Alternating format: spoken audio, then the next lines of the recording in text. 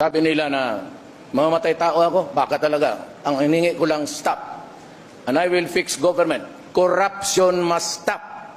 If I'm into the presidency for 2 weeks, tapos walang maniwala sa akin, walang susunod, then even if you give me 10 years, I will not be able to do it. Pero ako kasi sabi ko, ordinaryong tao lang ako, ayaw kong mapahiya.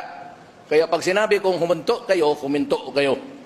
And for those really, alam ko na, I have one word for all of government dito sa Pilipinas. Stop. S-T-O-P. Just stop. Just obey the law. And for the civilians, wala kong hingin. Sabi nila, may extrajudicial killing. It's not that, it's really the interest of the country. Gagawin ko po yan. I will stop corruption, walang droga, kung maaari lang, maubos ko. Pati tao, okay lang sa akin, sabay na sa droga. Criminality, ganoon rin. I will be harsh. And I'm warning you about in the horizon the coming of terrorism. Pareho yan.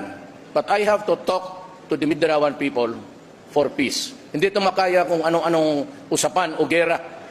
Kasi ito, historical ito. And even the NPAs, sabi nga ni Season, if I'm president of si Grace, he would come to talk. That is a welcome development.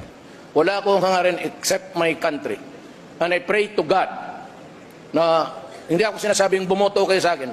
I pray to God that the nation will be enlightened by His grace and you can choose the leader.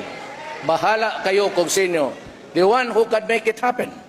If yung dito sa mga tabi ko, they're worthy. And they can make it happen, I suppose. Pero ako, pag sinabi ko, ang mga dabawin nyo sa nito, pag sinabi kong huminto ka dyan. Pag sinabi ko siya, gagawin ko dyan, ginagawa ko talaga. Even at the expense of sometimes. Well, it could be at the expense of honor, or the prestige, or the presidency.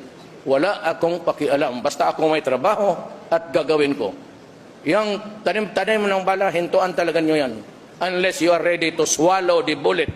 And I will make you do it. Kung hindi nyo alam yan, pupunta kayo ng Davao. Marami ng coin doon sa Central Bank na kinakain sa mga na hindi maniwala. I'm a very impatient man. Wala nga akong ipagyabang eh. Pagyabang ko, trabaho lang. I never claimed any greatness. Wala akong recognition sa school. Hanggang high school, 75 lang lahat. Okay lang yan. Pero noong naabogado ako, medyo matino na ako. And I've learned so much reason, but I will not dwell into so much about the niceties of life. If it is the interest of the nation, I will do it. And finally, I'd like to thank Alan Peter Cayetano, my vice presidential candidate, for joining me, for accommodating me and asking him to join me. Maraming salamat po.